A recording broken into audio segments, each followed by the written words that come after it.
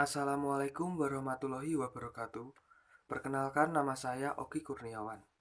Saya akan menjelaskan tentang implikasi kewarganegaraan ganda bagi warga negara Indonesia.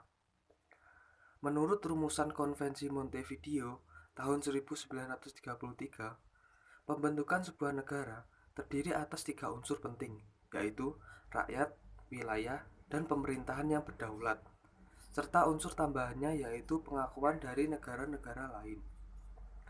Ada beberapa istilah yang erat pengertiannya dengan rakyat. Pertama, rumpun. Rumpun diartikan sebagai sekumpulan manusia yang merupakan suatu kesatuan karena mempunyai ciri-ciri jasmaniah yang sama. Kedua, bangsa. Diartikan sebagai sekumpulan manusia yang merupakan suatu kesatuan karena mempunyai perasaan kebudayaan. Ketiga, nazi. Diartikan sebagai sekumpulan manusia yang merupakan suatu kesatuan karena mempunyai kesatuan politik yang sama. Setelah diuraikan arti rumpun, bangsa, dan nazi, maka rakyat itu mempunyai arti yang netral, dan rakyat sebagai salah satu unsur daripada negara harus dihubungkan dengan ikatannya dengan negara. Karena itu, rakyat dimaksudkan sebagai warga negara yang dibedakan dengan orang asing. Sebelum menentukan siapa-siapa yang menjadi warga negara, terlebih dahulu negara harus mengakui bahwa setiap orang berhak memilih warga negaranya, sebagaimana dinyatakan oleh pasal 28E ayat 1 Undang-Undang Dasar 1945. Pernyataan ini mengandung makna bahwa orang-orang yang tinggal dalam wilayah negara dapat diklasifikasikan menjadi dua. Pertama, bukan penduduk, yaitu orang-orang asing yang tinggal dalam negara bersifat sementara, sesuai dengan visa yang diberikan oleh negara atau kantor imigrasi yang bersangkutan, seperti halnya turis. Kedua, penduduk, yaitu orang-orang yang memiliki domisili atau tempat tinggal tetap di wilayah negara itu, yang dapat dibedakan warga negara dan warga negara asing atau WNA. Pengertian kewarganegaraan dibedakan menjadi 4, yaitu yang pertama, kewarganegaraan dalam arti yuridis, ditandai dengan adanya ikatan hukum antara orang-orang dengan negara. Kedua, kewarganegaraan dalam arti sosialis, ditandai dengan ikatan emosional. Ketiga, kewarganegaraan dalam arti formil, menunjukkan pada tempat kewarganegaraan itu berdomisili.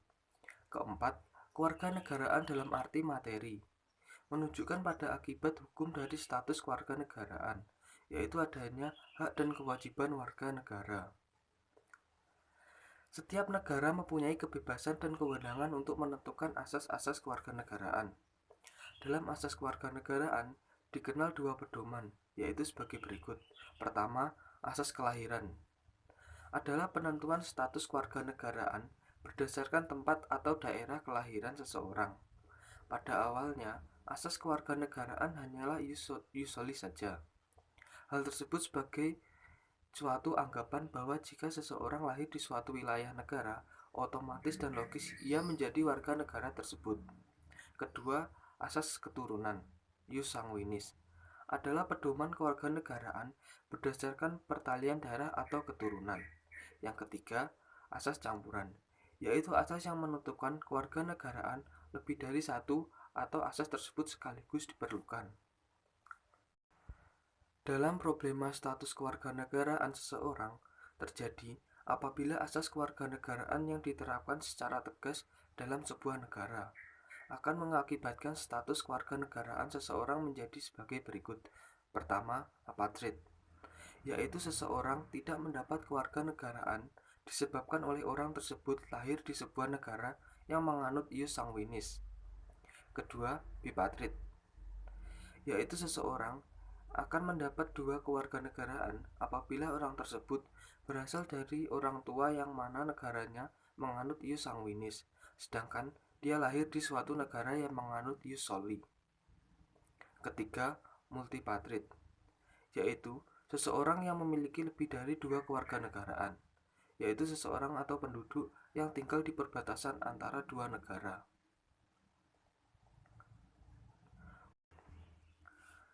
Untuk mengatasi masalah kewarganegaraan, maka Indonesia mengatur tata cara memperoleh kewarganegaraan Indonesia yang dulunya dari Undang-Undang Nomor 62 Tahun 1958 diperbaharui dalam Undang-Undang Nomor 12 Tahun 2006.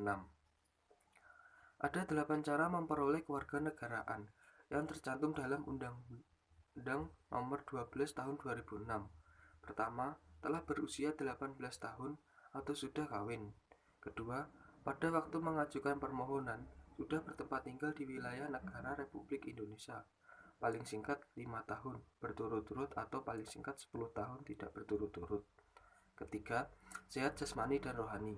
Keempat, dapat berbahasa Indonesia serta mengakui dasar negara Pancasila dan Undang-Undang Dasar Negara Republik Indonesia tahun 1945. Kelima, tidak pernah dijatuhi pidana karena melakukan tindakan pidana yang diancam dengan pidana penjara 1 tahun atau lebih. Keenam, jika dengan memperoleh kewarganegaraan Republik Indonesia tidak menjadi berkewarganegaraan ganda. Ketujuh, mempunyai pekerjaan dan penghasilan tetap. Kedelapan, membayar uang pewarganegaraan ke kas negara. Asas-asas yang dianut dalam Undang-Undang Nomor 12 Tahun 2006 tentang Kewarganegaraan Republik Indonesia. Untuk menentukan kewarganegaraan seseorang, warga negara Indonesia dikenal beberapa asas yang dianut oleh Indonesia, yaitu asas ius soli, asas sanguinis, asas kewarganegaraan tunggal, dan asas kewarganegaraan ganda terbatas. Kesimpulannya, implikasi kewarganegaraan ganda bagi warga negara Indonesia terletak pada hak dan kewajiban yang ditanggung oleh setiap warga negara. Siapa saja yang termasuk ke dalam warga negara Indonesia, sehingga jelas dan tegas hak dan kewajiban yang disandingkan kepada warga negara yang bersangkutan, meskipun status kewarganegaraan tersebut rangkap karena satu dan lain hal, tetapi yang berkepentingan masih tinggal dalam negara kesatuan Republik Indonesia atau di luar wilayah negara kesatuan Republik Indonesia.